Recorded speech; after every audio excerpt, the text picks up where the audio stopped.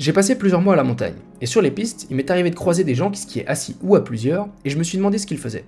Donc j'ai contacté une association de handisport pour en apprendre un peu plus sur leurs pratiques et comment le ski les aide au quotidien. Je m'appelle Olivier Matringe, voilà, j'habite la Haute-Savoie depuis toujours, hein, et entre lac et montagne, c'est mon espace vital pour évoluer jusqu'à me retrouver en fauteuil avant mon accident. J'étais malheureusement percuté par une voiture conduite par une personne très très âgée de 94 ans.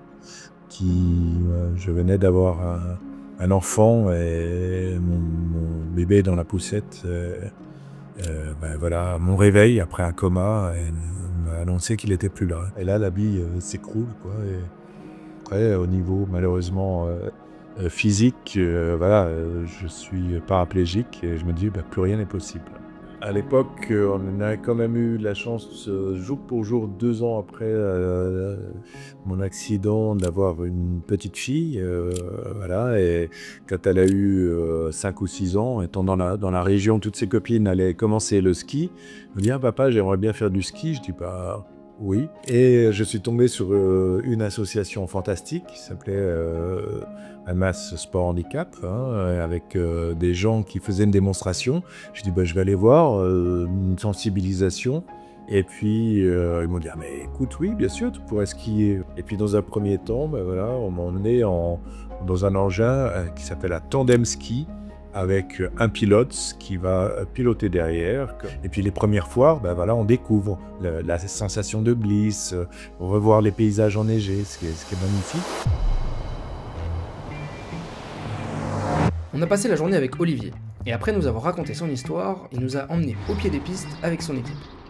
Il pratique l'uniski, assis dans un fauteuil adapté pour prendre les remontées mécaniques. Ce siège est accroché à un ski classique. Il se dirige à l'aide de ses bras, glissé dans des stabilos et de son équilibre.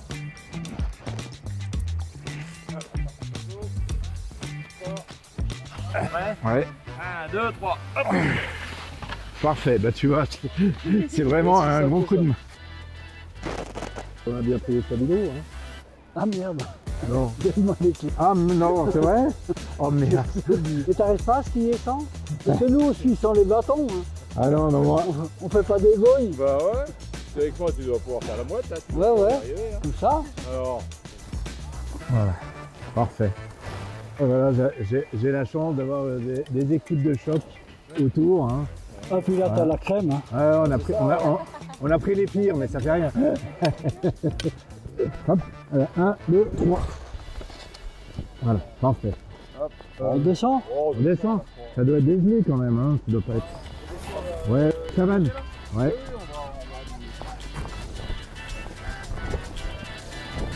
Ouais. Allez, on y go.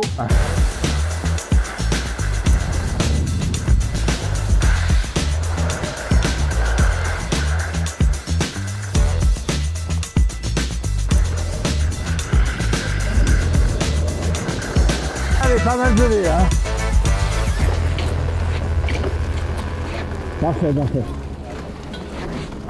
Hein? Pardon, excuse-moi. Non, c'est bon. Je vais mettre juste mon truc là pour me lever après, voilà. Ouais. 1, 2, 3. Voilà, parfait. Ça va? Nickel. Salut. 1 mètre. 50. Et il est là. Voilà. Parfait. Alors c'est vraiment une station super, hein. Franchement on a vraiment un échange au quotidien. Eux ils sont apparemment très très heureux de nous accueillir, donc c'est chouette aussi. Bon, on a une tenue spéciale, donc ils nous reconnaissent, ils nous repèrent de loin. Et il y a une amitié qui s'est créée au fil des années avec tous les... Alors on ne connaît pas tous les prénoms évidemment, mais on se repère, ils savent, on plaisante et maintenant. Voilà. Salut. Ça va?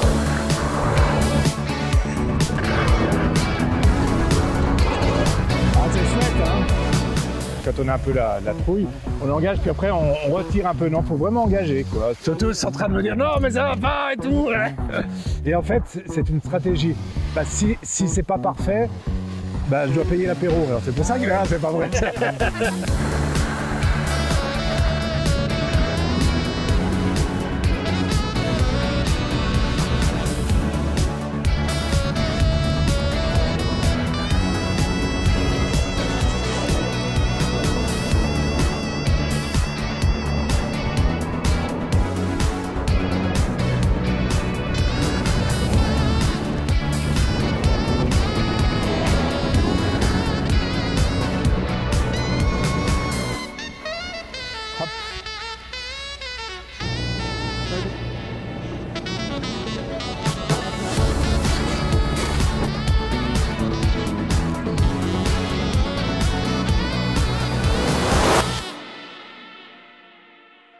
J'ai réalisé qu'il n'y a rien d'impossible pour un handicapé et que c'est à nous, en tant que société, d'adapter le matériel, les infrastructures et surtout les mentalités pour leur permettre de s'épanouir.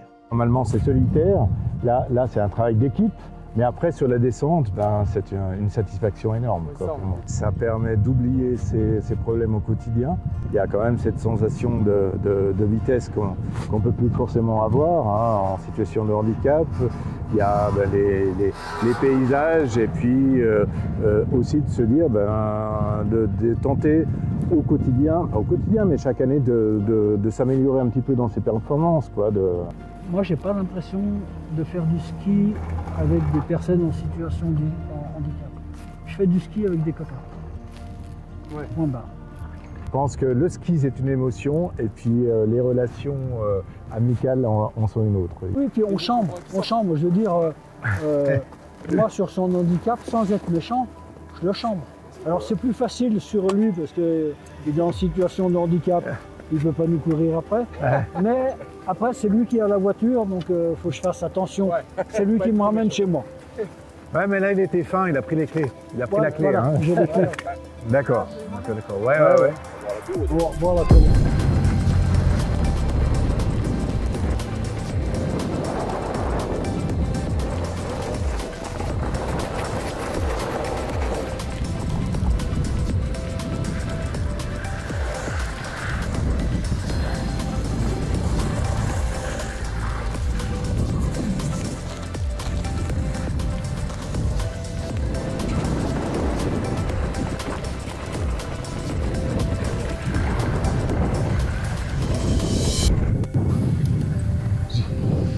En fait, le gros problème, c'est que normalement, quand on arrive le dernier, on fait l'apéro. C'est pour ça que je suis là. C'est pas vrai.